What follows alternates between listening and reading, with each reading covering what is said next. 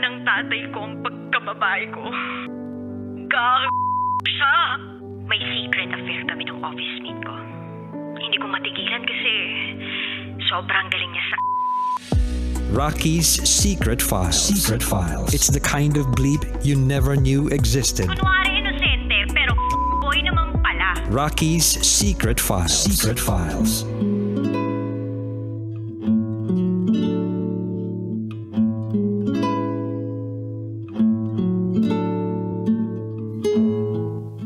And we're back. Kasama niyo pa rin si DJ Rocky and this is Rose's Secret File.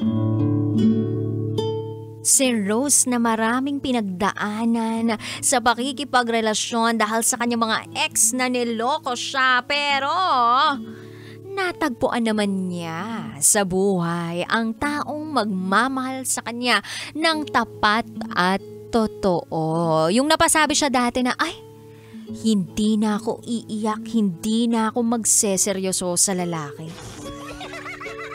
Pero dumating ang isang tao nang hindi niya inaasahan na napaibig siyang tunay at ngayon ay seryoso siya at mukhang hindi na ito bibitaw sa pakikipagrelasyon niya kay Sean. Si Sean na parang asawa ng turing sa kanya. Biruin mo, pinag-iigib pa ng tubig panligo.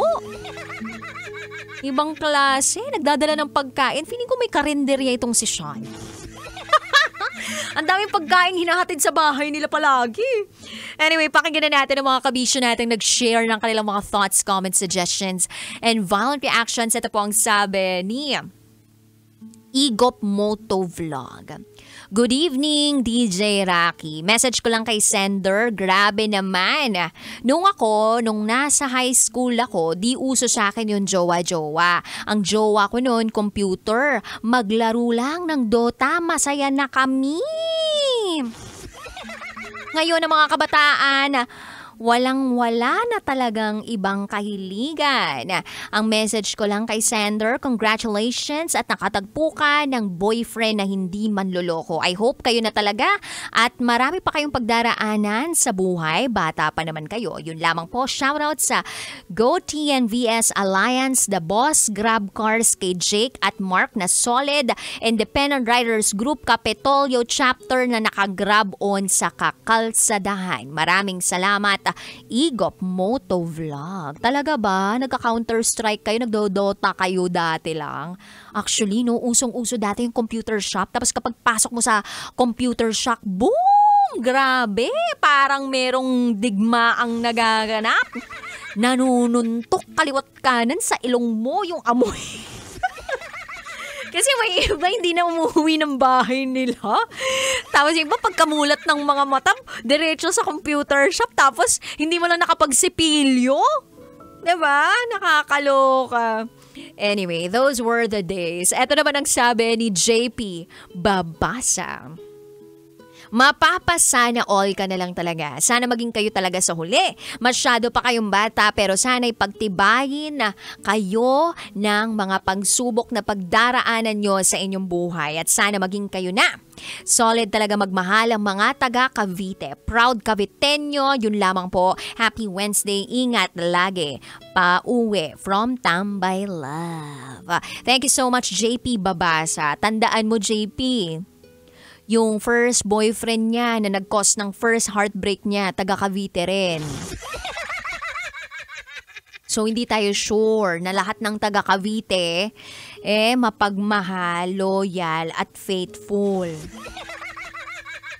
Yung ibang mga nasa Cavite, may kabit.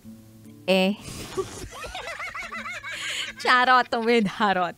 Anyway, eto naman sabi ni Doc Yorje. Hi Rose, masaya ako para sa inyo kahit papano natagpuan mo si Sean na siyang magpapasaya at nagpapasaya sa'yo. Walang ibang huhusga sa pagiging tunay at tapat ng inyong relasyon. Pero ang akin lang, ang bata-bata nyo pa. Grade 12 ka pa lang, nag-aaral ka pa. Ayokong maging ageist at i-discourage na magmahal ka sa puntong yan ng buhay mo. Pero sana maisip mo rin na marami pang pwedeng mangyari na masyado pang maaga para mag-conclude na kayo na nga ang panghabang buhay. payong kapatid lang. Tapusin mo muna ang pag-aaral mo. At kung sakaling kayo pa ni Sean sa panahong yun, di mabuti na pagsikapan ninyo na mapanatili ang pagsasama ninyo. Unahin ang dapat unahin, Rose. Mag-aral muna kayo, matapos mong mag-aral, tsaka ninyo ibuhos ang lahat-lahat sa relasyon ninyo. Maganda ang nasimulan ninyo ni Sean. Ipagpatuloy nyo yan ng buong pag-iingat. From Doc J. Actually, no, parang nakakatakot din kasi ang bata-bata pa nila tapos parang ang bilis-bilis na ng mga desisyon nila sa buhay.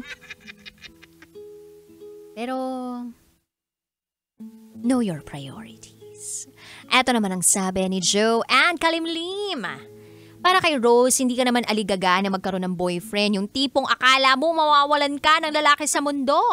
Pero sa edad mong yan, sana pag-aaral muna ang iyong atupagin dahil darating din ang tamang oras para sa ganyang bagay. Think thrice or more than that.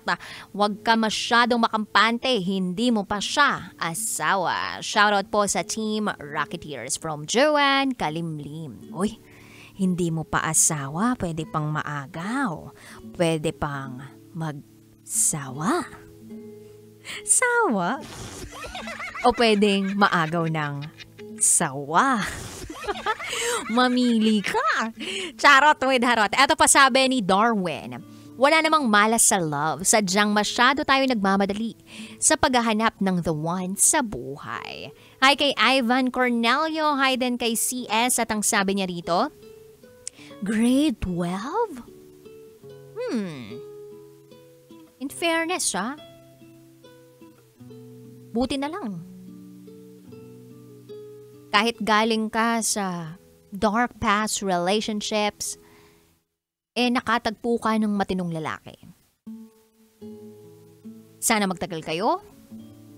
Not only for a year, but a lifetime of success. Huwag niyong sayangin ang isa't isa. Dahil ang lalaking family-oriented, tiyak matino yan. From CS. Ang lalaki family-oriented, tiyak matino yan.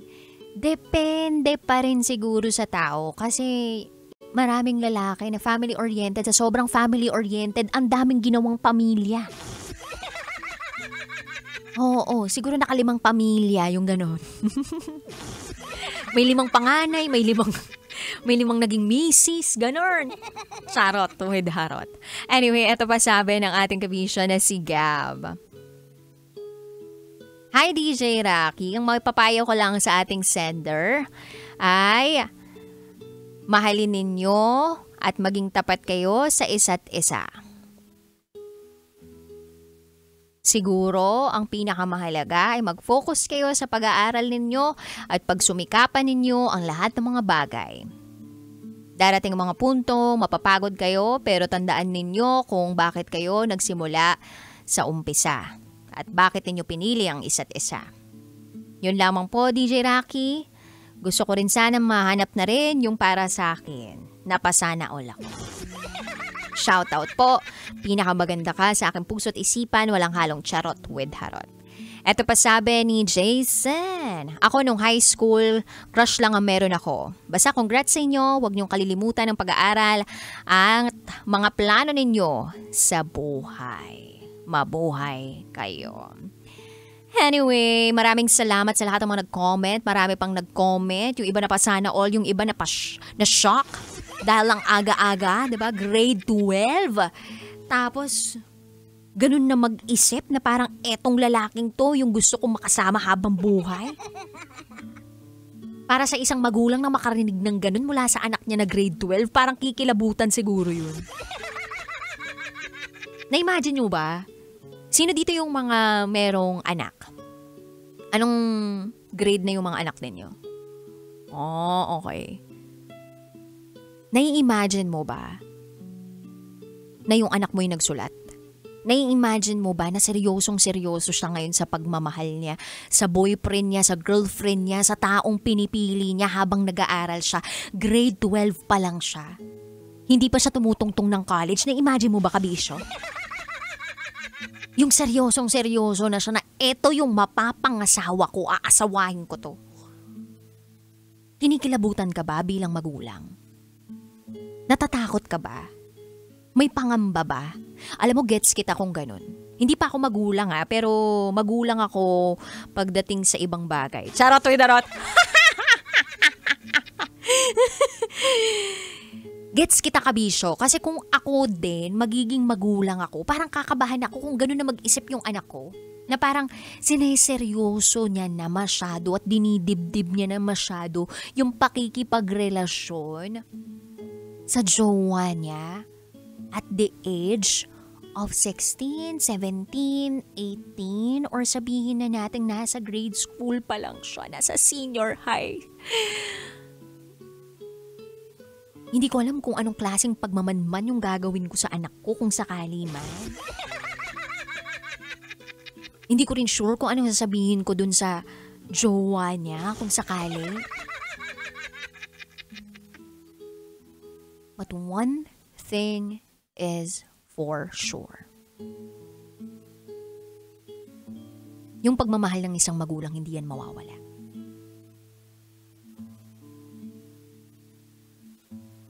At sana hindi lumalayo at present pa rin ang magulang sa buhay ng bata.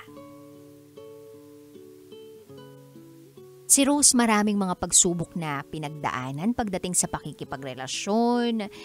Nakita natin, naramdaman natin yung tapang niya, yung lakas niya. Kung paano siya nagtiwala uli. From a person na paulit-ulit na sasaktan.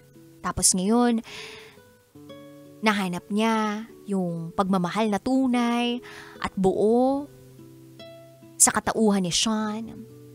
Nakita niya yung halaga niya. Nahanap niya yung tamang taong magmamahal sa kanya ng tapat at totoo.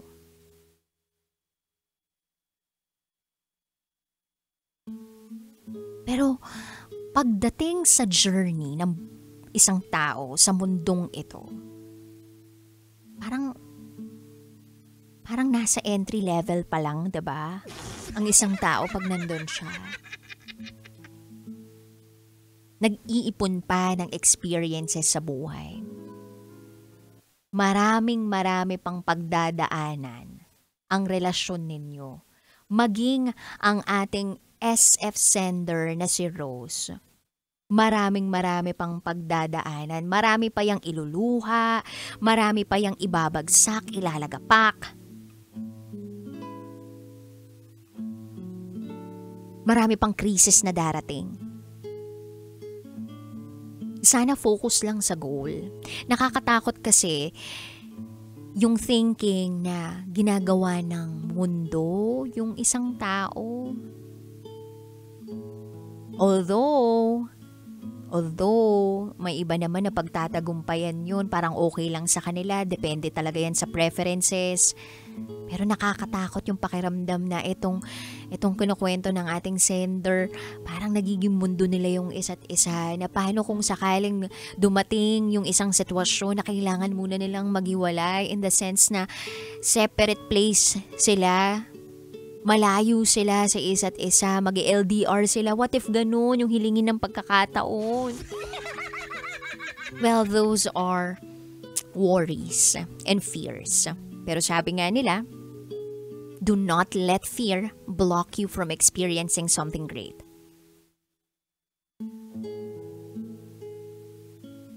So bakit matatakot yung sender natin? Kung masaya naman siya ngayon. Ang mga magulang ay gabay. Nandyan para gumagabay sa kanilang mga anak. Kung magbo-boyfriend, hindi na napigilan, may rule na ganun, pakilala lang sa akin, go ahead. Pero sana hindi pa rin mawawala ang mga paalala na hindi dapat nagmamadali, kasi ang mga taong nagmamadali mas lalong prone sa pagkakamali. Sana hindi pa rin mawala yung pag-check from time to time. Kung meron kayong app na pwede ninyong itrack yung mga anak ninyo kung saan nagpupunta, ipa-download ninyo for their safety and for your peace of mind. Kung kailangan lagyan ng CCTV ang bahay ninyo, then go ahead, lagyan nyo yan. Hindi dahil praning ka at hindi dahil you wanna rob yourself the joy of living this life. Hindi. Oo, yung anak mo pwede mong pagkatiwalaan. Oo, pwede rin yung boyfriend pagkatiwalaan. Pero iba pa rin ang mundong ginagalawan natin ngayon. Masyadong maraming mapangahas. Masyadong maraming mga sindikato dyan. Marami pong mga masasama ang loob na nagkukunwaring tao pero hayop naman talaga. So it's for the protection of your child. Sana po ay may matutunan hindi lang ang mga bagets na nakikinig ngayon kundi ang mga magulang. Alam ko naman na ginagawa niyo ang lahat para sa inyong mga anak. Pero sana, etong secret file na binasa ko kanina ay maging eye-opener sa lahat ng mga magulang na kung merong isang secret file sender na bagets na nag-send sa akin ng ganitong klaseng secret file na punong-puno ng emosyon, na damang-dama mo ang pagiging seryoso niya sa isang relasyon, malamang hindi lang siya ang nag-iisa.